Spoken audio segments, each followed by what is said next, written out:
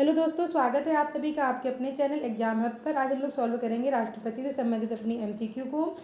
तो आपके सामने पहला क्वेश्चन है, निम्नलिखित में से कौन से राष्ट्रपति के निर्वाचन मंडल में शामिल होते हैं। आपके ऑप्शंस हैं। ऑप्शन नंबर फर्स्ट, संसद के दोनों सदनों के निर्वाचित सदस्य। ऑप्शन नंबर सेकंड, राज्य विधानसभा के निर्वाचित सदस्य। ऑप्शन नंबर थर्ड, केंद्र शासित प्रदेशों दिल्ली व पुडुचेरी विधानसभाओं के निर्वाचित सदस्य। ऑप्शन नंबर फोर्थ, उपरोक्त सभी। तो राइट आंसर होगा उपरोक्त सभी।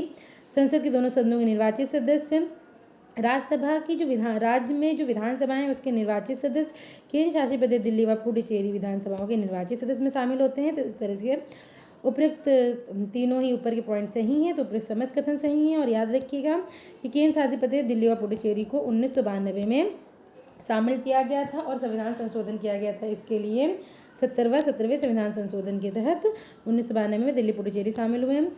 राष्ट्रपति के निर्वाचन मंडल का वर्णन आर्टिकल नंबर 54 में है। अगला क्वेश्चन है, राष्ट्रपति की चुनाव प्रक्रिया का वर्णन किस अनुच्छेद के अंतर्गत है। आपके ऑप्शन है अनुच्छेद 52, अनुच्छेद 54, अनुच्छेद 55, अनुच्छेद 56। तो इसमें आपका राइट आंसर होगा ऑप्शन नंबर थर्ड। अनुच्छेद 55 के अंतर्गत राष्ट्रपति की चुनाव प्रक्रिया का वर्णन है। अगला क्वेश्चन है, निम्नलिखित में से कौन सी शर्त राष्ट्रपति पद हेतु नहीं है। आपके ऑप्शन है, वो भारत का नागरिक हो। ऑप्शन नंबर सेकंड, उसकी आयु 30 वर्ष हो। ऑप्शन नंबर थर्ड, वह लोकसभा का सदस्य निर्वाचित होने की अर्हता रखता हो। ऑप्शन नंबर फोर्थ, वह लाभ के पद पर न हो। तो राइट आंसर होगा ऑप्शन नंबर सेकंड, उसकी आयु 30 वर्ष हो। राष्ट्रपति चुनाव के लिए उम्मीदवार की जो आयु है न्यूनतम 35 वर्ष होनी चाहिए। तो ऑप्शन नंबर सेकंड गलत है। और राष्ट्रपति पद के लिए जो अर्हता है उसका वर्णन आर्टिकल 58 में किया गया है। अगला क्वेश्चन, निम्नलिखित में से कौन सा कथन राष्ट्रपति चुनाव से संबंधित है। आपके ऑप्शन है, राष्ट्रपति पद के उम्मीदवार को भारतीय रिजर्व बैंक में 15,000 रुपये जमानत राशि के रूप में जमा करना होगा। ऑप्शन नंबर सेकंड, यदि उम्मीदवार को डाले गए मतों का 1/6 भाग प्राप्त करने में समर्थ नहीं है तो उसकी जमानत राशि जब्त हो जाएगी। ऑप्शन नंबर थ्री, प्रत्याशी को कम से कम 50 प्रस्तावक और 50 अनुमोदक होने आवश्यक हैं। ऑप्शन नंबर फोर्थ, उपरोक्त समस्त कथन सत्य हैं। तो इसमें समस्त कथन सत्य हैं। कोई भी अगर कैंडिडेट है जो कि राष्ट्रपति पद के लिए उम्मीदवार के रूप में खड़ा हो रहा है तो उसको 15,000 रुपये रिजर्व बैंक में जमा करने पड़ेंगे एज ए जमानत राशि। और अगर 6/1 अगर आप 1/6 मत नहीं प्राप्त कर पा रहे हैं, डाले गए कुल मतों का अगर आपको 1/6 नहीं मिल रहा है तो आपकी जमानत राशि जब्त हो जाएगी। और प्रत्याशी के नाम का अनुमोदन और प्रस्ताव दोनों ही कम से कम 50 सदस्यों द्वारा लाना आवश्यक है। अगला क्वेश्चन, निम्नलिखित में से कौन सा कथन राष्ट्रपति चुनाव प्रक्रिया के विषय में सत्य है। आपके ऑप्शन हैं। ऑप्शन नंबर फर्स्ट, अनुपातिक प्रतिनिधित्व की एकल संक्रमणीय मत प्रणाली द्वारा इसका चुनाव होता है। ऑप्शन नंबर सेकंड, चुनाव में गुप्त मतदान किया जाता है। ऑप्शन नंबर थर्ड, चुनाव प्रक्रिया का वर्णन आर्टिकल 55 के तहत किया गया है। ऑप्शन नंबर फोर्थ, उपरोक्त समस्त कथन सत्य हैं। तो यहाँ राइट आंसर होगा उपरोक्त समस्त कथन सत्य हैं। राष्ट्रपति का जो चुनाव है वो अनुपातिक प्रतिनिधित्व की एकल मत संक्रमणीय प्रणाली द्वारा होता है। चुनाव गुप्त मतदान द्वारा होता है। आर्टिकल 55 में वर्णन किया गया है। अगला क्वेश्चन है, राष्ट्रपति को शपथ किसके द्वारा दिलाई जाती है। आपके ऑप्शंस हैं, सर्वोच्च न्यायालय के मुख्य न्यायाधीश, प्रधानमंत्री, उपराष्ट्रपति, सर्वोच्च न्यायालय का न्यायाधीश। राइट आंसर होगा ऑप्शन नंबर फर्स्ट, सर्वोच्च न्यायालय के मुख्य न्यायाधीश द्वारा राष्ट्रपति को शपथ दिलाई जाती है। अगला क्वेश्चन है, राष्ट्रपति का त्यागपत्र किसको संबोधित करता है। राष्ट्रपति अपना त्यागपत्र किसको संबोधित करता है। आपके ऑप्शन है, सर्वोच्च न्यायालय का मुख्य न्यायाधीश, प्रधानमंत्री, उपराष्ट्रपति, सर्वोच्च न्यायालय का न्यायाधीश। राइट आंसर होगा ऑप्शन नंबर थर्ड, प्रधानमंत्री हमेशा अपना जो त्यागपत्र है वो उपराष्ट्रपति को संबोधित करता है।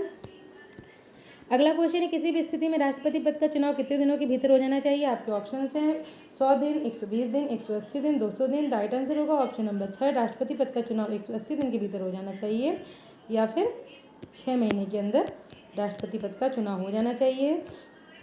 अगला क्वेश्चन है, निम्नलिखित में से कौन सी राष्ट्रपति की कार्यकारी शक्तियाँ हैं। आपके ऑप्शन है, ऑप्शन नंबर फर्स्ट, भारत सरकार की सभी शासन संबंधी कार्य उसके नाम पर ही किए जाते हैं। ऑप्शन नंबर सेकंड, वह महान्यायवादी की नियुक्ति करता है और महान्यायवादी उसके प्रसाद प्रदत्त अपने पद पर कार्य करते हैं। प्रसाद प्रदत्त मतलब जब तक राष्ट्रपति अपने पद पर है तब तक वो रहेगा, और जब राष्ट्रपति हट जाएंगे अपने पद से तो वो अपने आप ही अपने पद से हट जाएगा। ऑप्शन नंबर थर्ड, वह केंद्र, राज्य तथा विभिन्न राज्यों के मध्य सहयोग के लिए अंतर्राज्यीय परिषदों का नियुक्ति करता है। अगला ऑप्शन, उपरोक्त समस्त कथन सत्य हैं। तो यहाँ पे समस्त कथन सत्य हैं। अगला क्वेश्चन है, निम्नलिखित में से कौन सी राष्ट्रपति की विधायी शक्ति हैं। आपके ऑप्शन हैं, वह संसद को कुछ समय के लिए स्थगित कर सकता है। ऑप्शन नंबर सेकंड, लोकसभा को विघटित कर सकता है। ऑप्शन नंबर थर्ड, संसद का संयुक्त अधिवेशन का वह आह्वान करता है। ऑप्शन नंबर फोर्थ, वह चुनाव आयोग से विचार विमर्श कर संसद के जो सदस्य हैं उनकी निहरता के प्रश्न पर निर्णय ले सकता है। उपरोक्त समस्त कथन सत्य हैं। तो उपरोक्त समस्त कथन सत्य हैं। चारों ऊपर जो पॉइंट दिए गए हैं वो राष्ट्रपति की विधायी शक्तियों के अंतर्गत आते हैं। अगला क्वेश्चन है, निम्नलिखित में से कौन राष्ट्रपति की वित्तीय शक्ति नहीं है? आपके ऑप्शंस हैं। ऑप्शन नंबर फर्स्ट, धन विधेयक के लिए राष्ट्रपति की पूर्ण अनुमति आवश्यक नहीं है।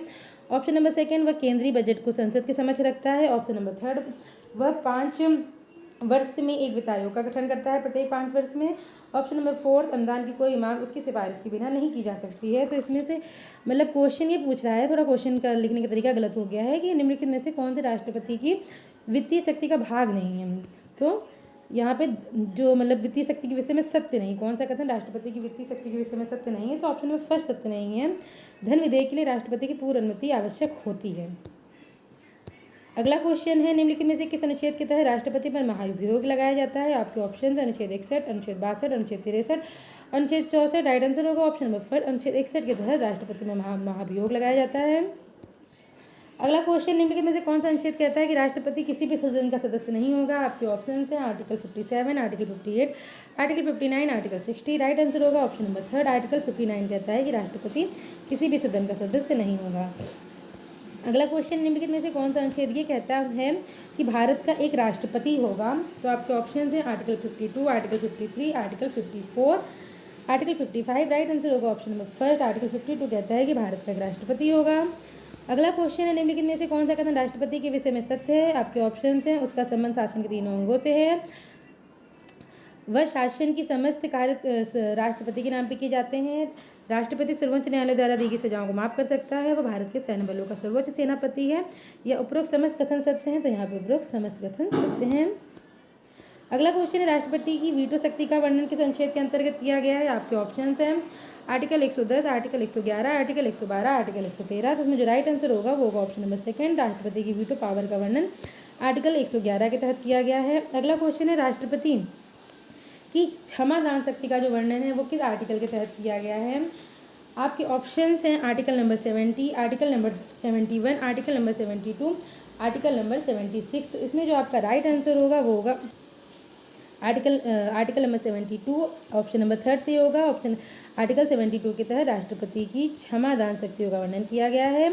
अगला क्वेश्चन, निम्नलिखित में से किस उनका कार्यकाल राष्ट्रपति के रूप में सबसे छोटा था? आपके ऑप्शन है doctor Rajendra Prasad, doctor Sarvepalli Radhakrishnan, doctor Zakir Hussain, वारा वेंकटगिरी। राइट आंसर होगा option number third, doctor Zakir Hussain का कार्यकाल राष्ट्रपति के रूप में सबसे छोटा था। अगला क्वेश्चन है, निम्नलिखित में से निर्दलीय चुने जाने वाले राष्ट्रपति कौन थे? आपके ऑप्शंस हैं doctor Rajendra Prasad, doctor Sarvepalli Radhakrishnan, doctor Zakir Hussain, doctor Venkatagiri, वारा वेंकटगिरी। तो इसमें जो आपका राइट आंसर होगा वो होगा ऑप्शन नंबर फोर्थ, वारा वेंकटगिरी निर्दलीय चुने जाने वाले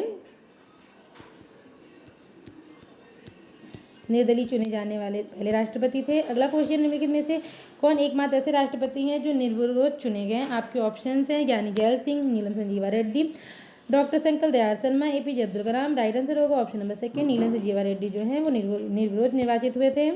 अगला क्वेश्चन, निम्नलिखित में से कौन भारत के पहले राष्ट्रपति थे जो अनुसूचित जाति से संबंधित है? आपके ऑप्शन है KR नारायणन, डॉक्टर शंकर दयाल शर्मा, ज्ञानी जैल सिंह, उपरोक्त में से कोई नहीं।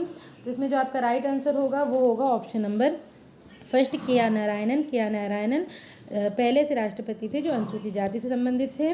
तो ये थे राष्ट्रपति से संबंधित महत्वपूर्ण प्रश्न जो कि परीक्षाओं की दृष्टि से अत्यंत आवश्यक है। अगर आपको वीडियो अच्छी लगे तो प्लीज़ चैनल को लाइक करें, सब्सक्राइब करें, ज़्यादा से ज़्यादा शेयर करें। धन्यवाद।